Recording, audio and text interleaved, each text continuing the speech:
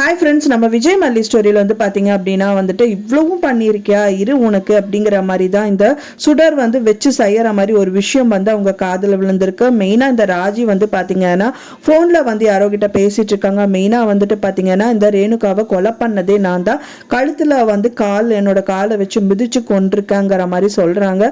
சொல்லிட்டு திரும்பி பார்க்கும்போது பார்த்தீங்க அப்படின்னா இந்த சுடர் வந்து நின்றுட்டு சிரிச்சுட்டே நின்றுட்டு இருக்காங்க அப்படின்னே சொல்லலாம். ஸோ யாரோட காதில் விழுகக்கூடாது நம்ம நினச்சோமோ அவங்க கால விழுந்துருச்சு அப்படிங்கிற மாதிரி இருக்கு. ஸோ சுடர் அப்படிங்கிறதுனால இவங்க வந்து நெகட்டிவ் கேரக்டருங்கிறனால தப்பிச்சாங்க. இருந்தாலும் இதை வச்சுட்டு வந்து பார்த்தீங்கன்னா அவங்க சாதிக்கிற விஷயங்கள் எல்லாமே சாதிச்சிருவாங்க. ராஜி நினைச்சா கூட இவங்களை ஸ்டாப் பண்ண முடியாது. ஏன்னா பெரிய இஷ்யூ இது. ஏன்னா இது வந்து விஜய் காதுக்கு போச்சு அப்படின்னா விஜய் வந்து டைரக்டா இவங்களை கூட்டிட்டு போய் ஜெயில போட்டுருவாங்க.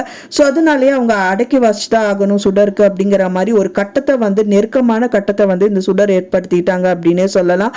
ஸோ இன்னொரு விஷயம் பார்த்தீங்க அப்படின்னா சுடர் வந்து பிளான் பண்றது என்ன நம்மளுக்கு தெரியாம இருந்துச்சு. இப்போ வந்து பாத்தீங்கன்னா கிளியர் கட்ட ஒரு பிளான் தான் கொண்டு வந்திருக்காங்க. மெயினா வந்து இந்த கதிரேஷன் வீட்டுல பெருசா சாமி வந்தது, குலசாமி வந்து அவங்க உடம்புல ஏறின மாதிரி வந்துட்டு ரொம்ப வந்து சாமி வந்த மாதிரி ஆடிட்டு இருக்காங்க. அது மட்டும் இல்லாம வந்து இந்த கதிரேஷன் ஷோவை பார்த்துட்டு ஸோ எல்லாரும் வந்து குலசாமி கோயிலுக்கு நீங்க வரணும், மெயினா இந்த மல்லியும் கூட்டிட்டு வரணுங்கிற மாதிரி வந்து சொல்லியிருக்காங்க. அங்க ஒரு பெரிய செக் பாயிண்ட் வந்து மல்லிக்கு வைப்பாங்க அப்படிங்கிற மாதிரி தான் தெரியுது. ஸோ ஏன்னா வந்து பாத்தீங்கன்னா குலசாமி அப்படிங்கும் போது அவங்க நம்பித்தான் ஆகணும் கதிரேஷன். ஸோ எல்லாரும் வந்து கோயிலுக்கு வந்ததுக்கு அப்புறமா இவங்க வந்து பாத்தீங்க அப்படின்னா அவங்களே ஒரு ஆளை வந்துட்டு சாமி வர மாதிரி நடிக்க வச்சு பூசாரி மூலியமா வந்துட்டு இன்னியெல்லாம் இவங்க வந்து பாத்தீங்க அப்படின்னா வந்துட்டு மல்லிய டைவர்ஸ் பண்ணி தான் ஆகணும் விஜய், அதுக்கப்புறம் இந்த ரேணுகா கழுத்துல அவர் தாலி கட்டி தான் ஆகணுங்கிற மாதிரி நிறைய விஷயங்கள் சொல்ல பார்ப்பாங்க அப்படிங்கிற மாதிரி தான் எதிர்பார்க்கப்படுது. ஏன்னா வந்துட்டு இந்த மாதிரி சொன்னா மட்டும்தான் அவங்க குடும்பமே கேட்பாங்க அப்படிங்கறனால இந்த விஷயங்கள் எல்லாம் பண்றதா இருக்கலாம். ஆனா விஜய் மல்லிக்கு இந்த விஷயம் தெரிஞ்சிருந்தாலும் அவங்களால ஒண்ணுமே பண்ண முடியாது. இதை போய் கதிரேஷன் கிட்ட சொன்னா கூட கதிரேஷன் வந்து நம்ப மாட்டாங்க. ஸோ அதுக்குள்ளேயே இவங்களுக்குள்ள ஆதாரம் வந்து ஏதாவது ஒன்று திரட்டி இது இல்ல அவ சொல்றது எதுவுமே நம்பாதீங்க, இவ வந்து ஒரு போலியானவ, இவ பேர் வந்து சுடர் கிடையாது, ரேணுகா கிடையாது, சுடர் தான் அப்படின்னு சொல்லிட்டு அவங்களோட விஷயங்கள் ஏதாவது வந்துட்டு ப்ரூஃப் காமிச்சா மட்டும்தான் இந்த கதிரேஷன் நம்புவாரு. ஸோ இப்போ அவங்க கையில எந்த ப்ரூஃப்மே இல்லாத சேகரிக்கிறக்காக விஜயும் நடிச்சிட்டு இருக்காரு.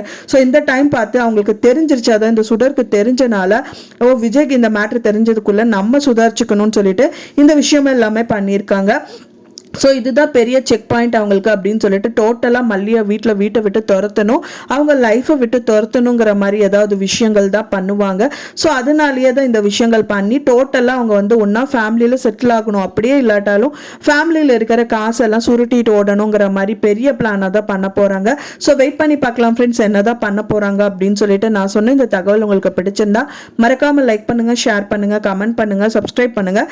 மேலும் இன்னொரு மல்லி சீரியல் அப்டேட்டோட நெக்ஸ்ட் மீட் பண்ணுறேன். Thanks for watching my dear friends. Next video la paakalam.